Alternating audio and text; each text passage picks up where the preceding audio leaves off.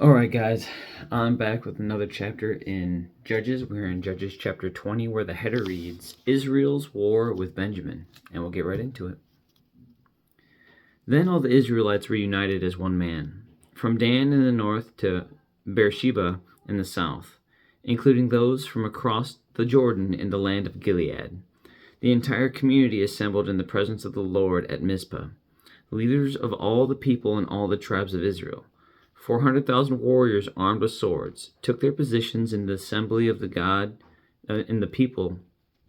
assembly of the people of God. Word soon reached the land of Benjamin that the other tribes had gone up to Mizpah.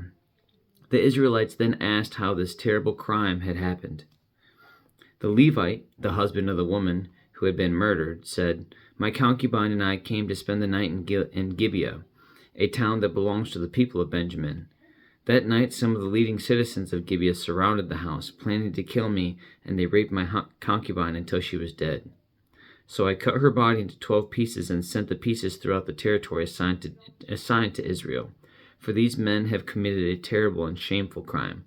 Now then, all of you, the entire community of Israel, must decide here and now what should be done about this." And all the people rose to their feet in unison and declared, "None of us will return home. No, not even one of us. Instead, this is what we will do to Gibeah. We will draw lots to decide who will attack it. 1/10 of the men from each tribe will be chosen to supply the warriors with food, and the rest of us will take revenge on Gibeah of Benjamin for this shameful thing they have done in Israel." So all the Israelites were completely united, and they gathered together to attack the town. The Israelites sent messengers to the tribe of Benjamin, saying, "What a terrible thing has been done among you. Give up those evil men, those troublemakers from Gibeah, so we can execute them and purge Israel of this evil." But the people of Benjamin would not listen. Instead, they came from their towns and gathered at Gibeah to fight the Israelites. In all, 26,000 of their warriors, armed with swords, arrived in Gibeah to join the 700 elite troops who lived there. Among Benjamin's elite troops, 700 were left-handed, and each of them could sling a rock and hit a target within a hair's breadth without missing.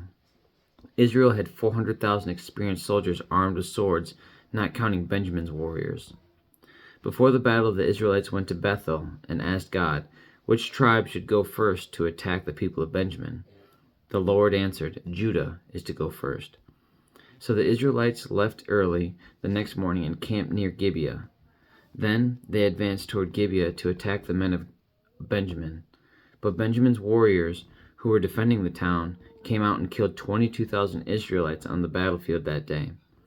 But the Israelites encouraged each other and took their positions again at the same place they had fought the previous day, for they had gone up to Bethel and wept in the presence of the Lord until evening.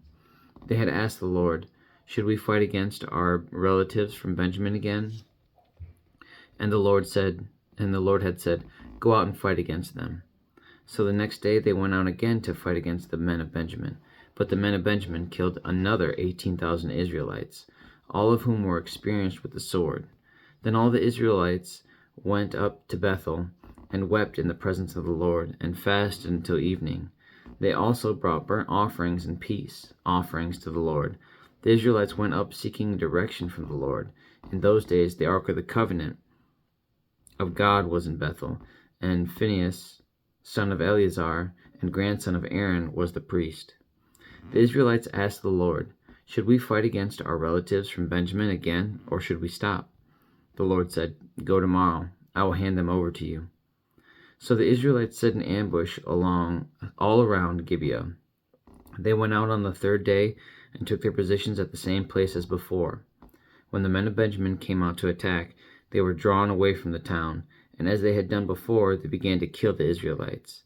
About 30 Israelites died in the open fields and along the roads, one leading to Bethel and the other leading back to Gibeah. Then the warriors of Benjamin shouted, "We're defeating them as we did before." But the Israelites had planned in advance to run away so that the men of Benjamin would chase them along the roads and be drawn away from the town. when the main group of Israelite warriors reached Bel Tamar, they turned and took up their positions. Meanwhile, the Israelites, hiding in ambush to the west of Gibeah, jumped up to fight. There were 10,000 elite Israelite troops who advanced against Gibeah. The fighting was so heavy that Benjamin didn't realize the impending disaster. So the Lord helped Israel defeat Benjamin, and that day the Israelites killed 25,100 of Benjamin's warriors, all of whom were experienced swordsmen. Then the men of Benjamin saw that they were beaten. The Israelites had retreated from Benjamin's warriors in order to give those hiding in ambush more room to maneuver against Gibeah. Then those who were hiding rushed in from all sides and killed everyone in the town. They had arranged to send up a large cloud of smoke from the town as a signal. When the Israelites saw the smoke, they turned and attacked Benjamin's warriors. By that time, Benjamin's warriors had killed about 30 Israelites, and they shouted, "We're defeating them as we did in the first battle." But when the warriors of Benjamin looked behind them and saw the smoke rising in the sky from every part of the town, the men of Israel turned and attacked. At this point, the men of Benjamin became terrified because they realized disaster was close at hand. So they turned around and fled before the Israelites towards the wilderness. But they couldn't escape the battle, and the people who came out of the nearby towns were also killed. The Israelites surrounded the men of Benjamin and chased them relentlessly, finally overtaking them east of Gibeah. That day, 18,000 of Benjamin's strongest warriors died in battle. The survivors fled into the wilderness toward the rock of Rimmon. But Israel killed 5,000 of them along the road. They continued the chase until they had killed another 2,000 near Gidam. So that day the tribe of Benjamin lost 25,000 strong warriors armed with swords, leaving only 600 men who escaped to the rock of Rimmon, where they lived for 4 months. And the Israelites returned and slaughtered every living thing in all the towns, the people, the livestock, and everything they found. They also burned down all the towns they came to. Ooh, I think I'm going to sneeze. That is the end of chapter 20, guys. And there is a lot to unpack. First things first, I admire the willingness of the Israelites to stand up for what is right, even at the loss of life. I think that that's something that is missing from the church today. I think that that's something that's missing from society today. And I don't know if that is the veteran in me in the military that understands that there's a right and a wrong. And it's so, sometimes it's not so clearly defined, especially when we get into global politics and things like that. I'm not much of a political person myself. I usually just try to steer clear of all of that. But when it comes into moral decency, and we see what happened to the concubine and how a town or a people supported what happened to her simply by standing up and saying, hey, no, we're not going to answer this call, even if it is purging our area of the evil that was done. We're going to go fight. And they won. They won 2 battles. And the Israelites still said, no, we'll go. We're going to go back and fight.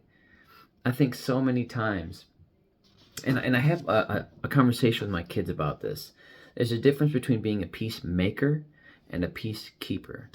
Peacekeepers are willing to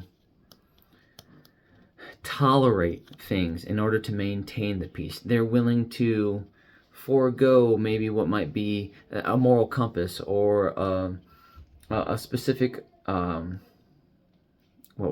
specific understanding of ethics and how people should align and operate.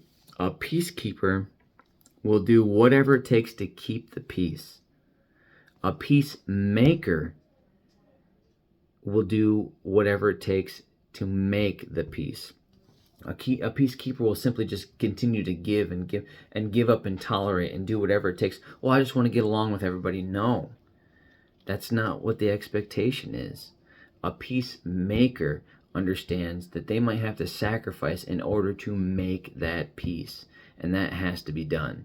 A peacekeeper will continue to give up and tolerate and withdraw and do these things. No, a peacemaker will stand their ground for what needs to happen. And that's so important. That's so important.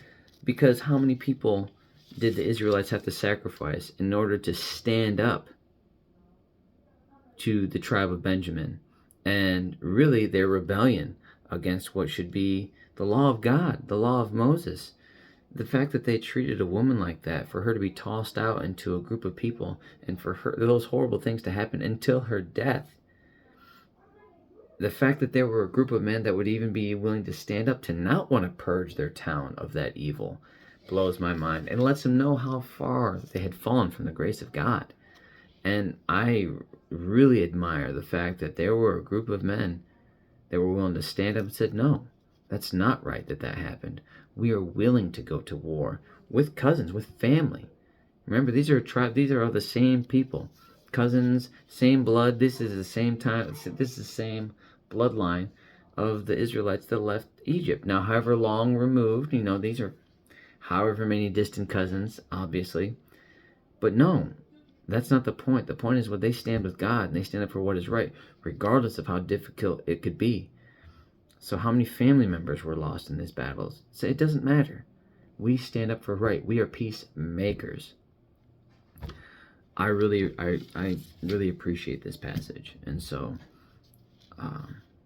the deep loss of life is not lost with me in that. And I don't know, it breaks my heart that they had to endure that, but it warms my heart and actually just makes me proud that there are men that would stand up to such atrocities. That's the importance of that all. That's what God expects us to be. And so I'll let that be now. So have a good night. God bless. I love you. Jesus loves you. I'll be back for chapter 21 of Judges, where the header reads, Israel provides wives for Benjamin. Have a good night and God bless, guys. I'll see you guys tomorrow for the last chapter in Judges. And after that, we'll be moving to the book of Ruth. Have a good night and God bless, guys. I'll see you tomorrow.